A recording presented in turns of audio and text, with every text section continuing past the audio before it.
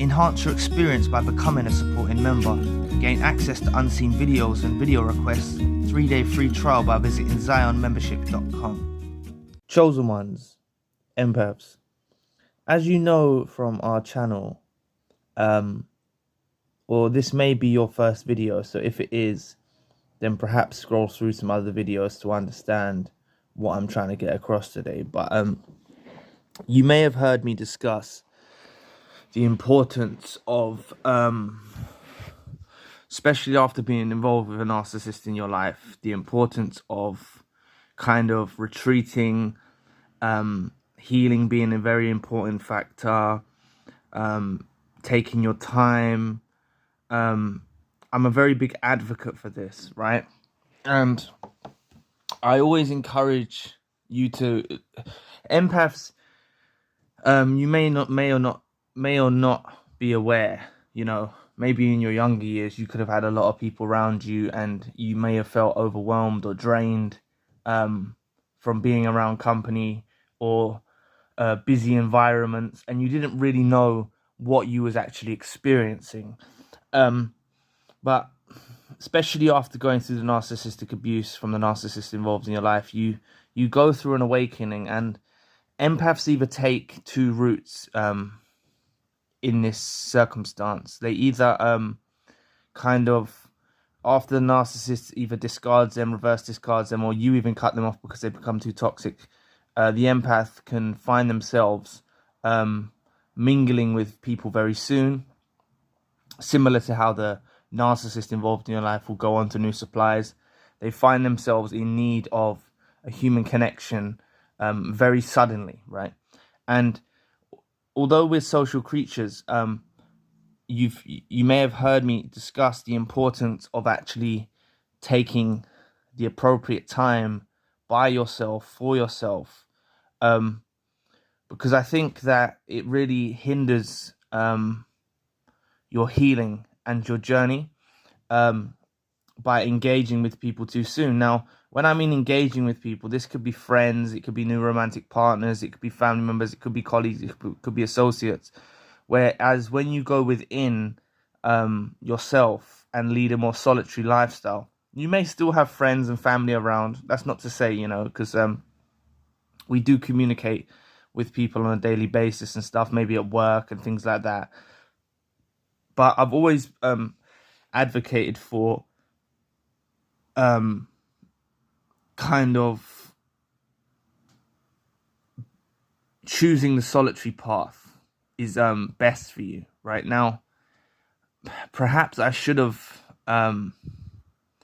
put a disclaimer in those videos, because leading a solitary path can either make you or break you, and I believe it's only those that are very I think all of you will get there eventually, but you do need a lot of strength to actually lead a solitary path in your life. But that all comes from within, or from the universe, or from God. God will give you the strength, the universe will give you the strength to lead the solitary lifestyle. And then you actually become comfortable in your own skin, you become comfortable in your lifestyle, you'll be very you'll be very comfortable in your own company. But as you're fully well know, you may have never actually come across another empath in your actual everyday walking life, right? You may have spoke to them online in the comment section or things like that, or you may have seen other empaths on this channel, our channel, or other channels alike. But there's a real importance of kind of finding your soul tribe. Now, this wasn't my intention when I began the YouTube journey. This wasn't my intention at all to try and find a soul tribe, but my intention was, if I could help one person, perhaps it's like, you know, it's going to be beneficial. That was all my intentions were when I set out on this journey. So for those of you that have resonated with the message, and for those of you that have benefited from the content, I feel truly blessed and thankful that you've actually resonated with the message. And I want you to know that there's something in you to pick up on that. It's like, I'm not the one who's special in any kind of way. I'm not better than you. I'm not cleverer than you. Like, for you to resonate with the message, because I've been told that my you know, sometimes I've been told maybe it's devaluation from toxic individuals, but I've been told that I don't communicate efficiently by people in life. I haven't stayed around these people to work out if they're narcissists or not. Maybe they were just toxic individuals. Maybe it was a slight devaluation. Maybe there was actually some logic to what they were saying. I don't truly know. But what I want to get to is finding your soul tribe is a must. And you should not align with anyone but fellow empaths. And what I mean by align with anyone, you may be in a dysfunctional family unit, so you have to engage with family members that maybe are not empaths. You may have to go to work and engage with people that are not empaths, and that's okay. But what I mean is in friendships and romantic relationships, people where you're actually giving your time to, I think it's very important that you don't kind of align with souls that are not. They're not ready to receive you. These narcissists that are involved in your life are not. They do not deserve you. None of them deserve you, right? If you're still affected by the trauma bond, or you're missing the narcissist, for instance, or you're hurt by the narcissist, for instance, or, you know, really you've got to know that you're the prize. You're the prize in all of this. And a fellow empath will reciprocate what you say. There will be reciprocity. There will be an understanding. It will actually be a special thing if you find another empath. Now, you could run into an unawakened empath, you know? You could run into an unawakened empath. So they may not appear as so empathetic as maybe you are because you've gone through the awakening, but perhaps you could actually be the one that helps them go through their awakening. Or they may have been through narcissistic abuse and they don't realize they've been through narcissistic abuse, and you might be the person that actually assists them and helps them understand that they have been through a toxic relationship or narcissistic abuse or something like that. Because I have held sessions, and individuals that I've held sessions with have gone on to help people in their own walks of life. You know, I've spoken to people that I've done sessions with, and they've gone on to do their own YouTube channels. So they're kind of finding their own soul tribe in a way as well. But it's very important to just align with empaths.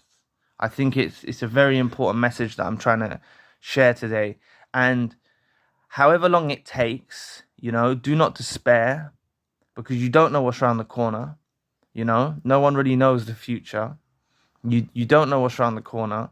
And I think the solitary lifestyle that I say to lead is you should do that up until the point that you are able to align with another empath. Because when you align with an empath, it's going to be a totally different experience from what you've experienced as a narcissist involved in your life. There's not going to be love bombing. There's not going to be manipulation. There's not going to be devaluation. There's not going to be smear campaigns. There's not going to be, you know, there's not going to be the toxicity that is kind of entrenched, if that's the right word, in the narcissistic dynamic relationships. You know, whether it's a romantic relationship, friendship, family member, colleague, or associate, you're not going to have to deal with the crap and the BS you put up with, you know? And it may seem like a fantasy, or it may seem like it's untangible or unable to grasp, because empaths are scattered amongst the masses. That's my theory. You know, empaths are scattered amongst the masses of the world, of the population.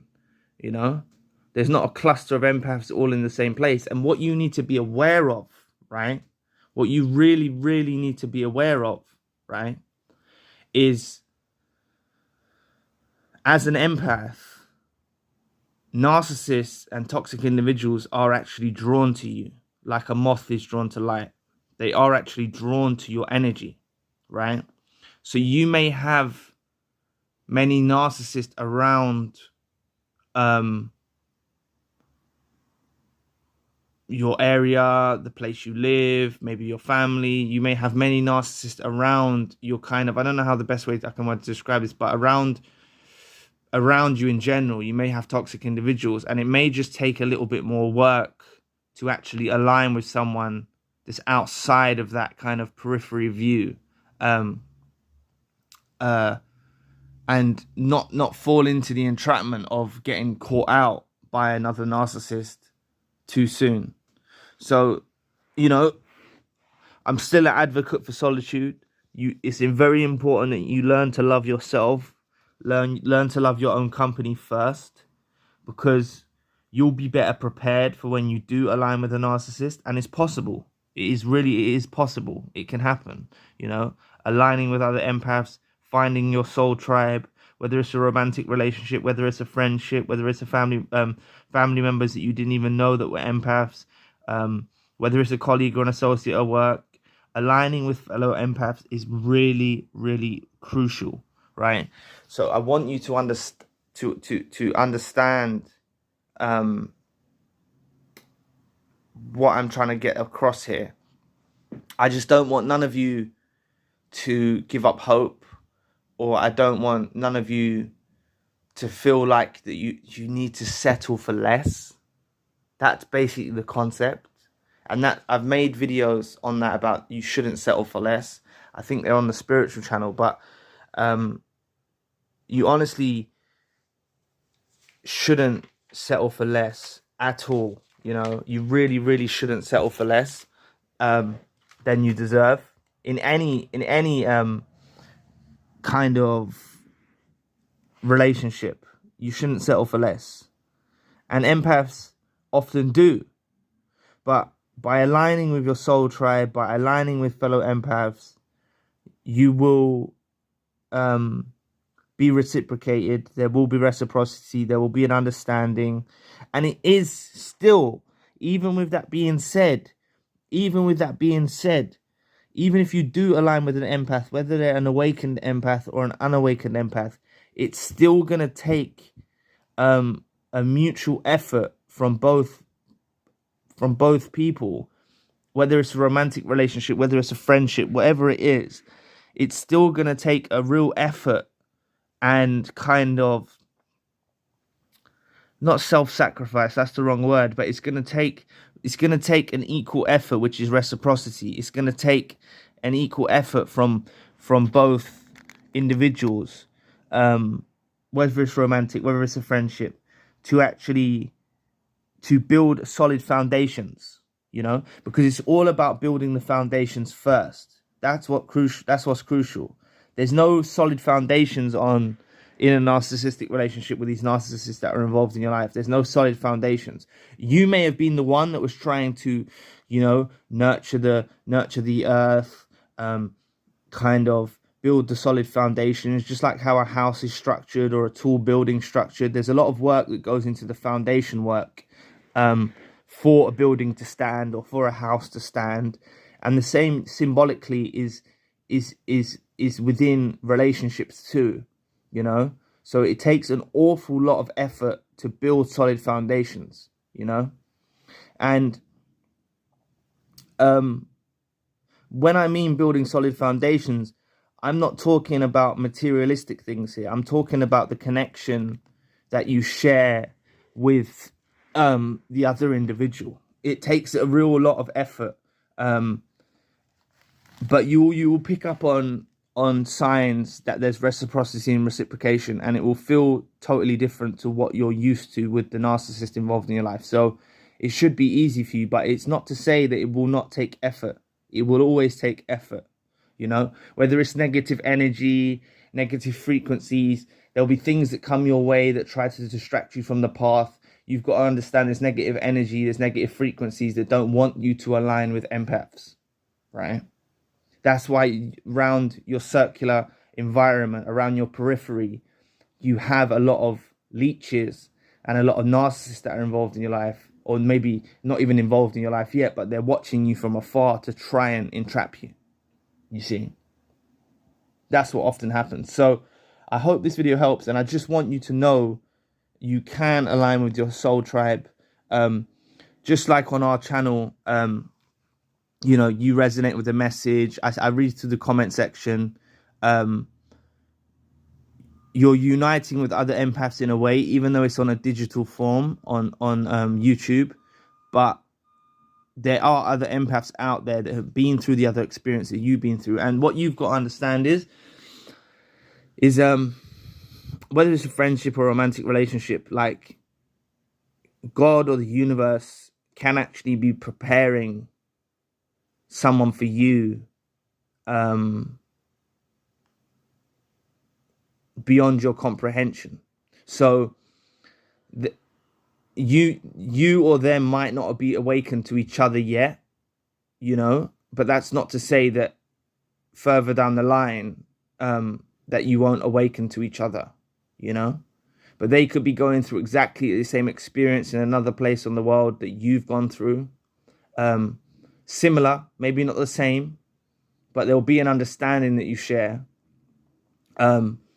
And you know, you don't know what's around the corner. So I just want you to know the importance of aligning with your soul tribe and aligning with other empaths, and prioritizing aligning with other empaths over engaging with these narcissists that are out there around the globe, and narcissists that were involved in your life previously.